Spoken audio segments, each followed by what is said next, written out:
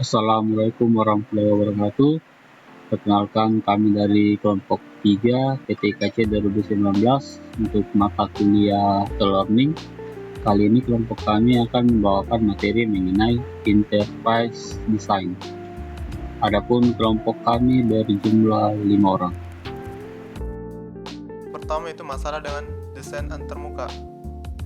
Desain antarmuka pengguna adalah penciptaan integrasi konten dan organisasinya yang mulus bersama dengan kontrol navigasi dan interaktif yang digunakan pelajar untuk bekerja dengan konten. Jones dan Farquhar tahun 1997. Desain antarmuka e-learning sangat penting karena menentukan bagaimana pelajar berinteraksi dengan informasi yang disajikan. Dikutip dari Brown, Miller, dan Ford tahun 2001. Lord menyatakan bahwa antarmuka pembelajaran didefinisikan sebagai tempat di mana isyarat komunikasi terjadi antara seorang pembelajar dan sebuah sistem pembelajaran. Baik, saya akan menjelaskan tentang desain halaman dan situs. Menurut Damarin tahun 2000, menyatakan bahwa bila memungkinkan, kita harus membuat e-learning materi yang tersedia dalam berbagai format. Multiplisitas ini memberikan siswa sepenuhnya kemungkinan akses ke bahan ajar. Pengguna harus diaktifkan untuk memilih struktur antarmuka yang optimal, berinteraksi dengan konten dengan membaca dan mengetik, menunjuk dan mengklik, dan menggunakan pengenalan suara dan sintesis sesuai keinginan. C. Desain konten. Konten berkaitan dengan materi pelajaran kursus. Konten berkualitas adalah salah satunya penentu yang paling penting dari kegunaan web. Menurut Nielsen tahun 2000. Nielsen memberikan pedoman untuk merancang konten berkualitas. Pedomannya mencangkup teks kepadatan, yaitu menjaga teks tetap pendek, mengedit salinan, yaitu mengoreksi, mengeja, dan pemeriksaan tata bahasa. Kemampuan memindai, yaitu tata letak teks yang dapat dengan cepat dipahami, berdiri, dan sebagainya. Assalamualaikum warahmatullahi wabarakatuh. Kenalkan, saya Wajuda selaku anggota dari kelompok 3 e-learning. Kali ini saya akan melanjutkan materi yang telah dibawakan oleh Andini. Kali ini pada bagian navigasi.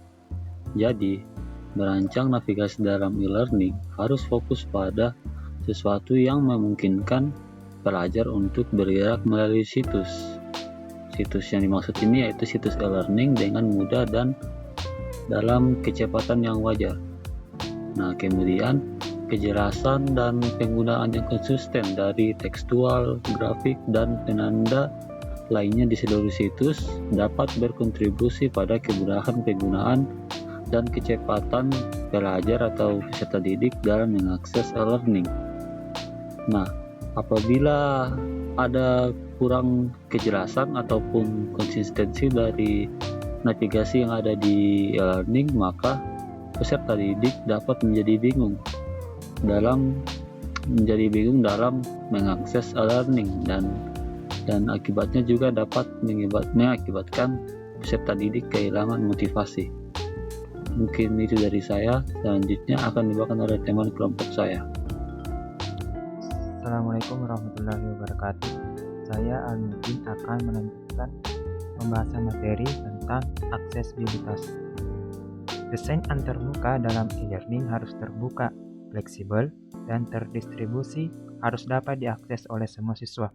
Jika pada umumnya kita bisa membuat kelas tatap muka yang memenuhi kebutuhan siswa termasuk penyandang disabilitas, maka kita juga harus bisa melakukan hal yang sama dalam e-learning. Namun, untuk merencanakan sebuah situs e-learning yang terbuka, fleksibel, dan lingkungan belajarnya terdistribusi, tentu bukan perkara yang mudah. Ada saja hambatan yang harus dihadapi.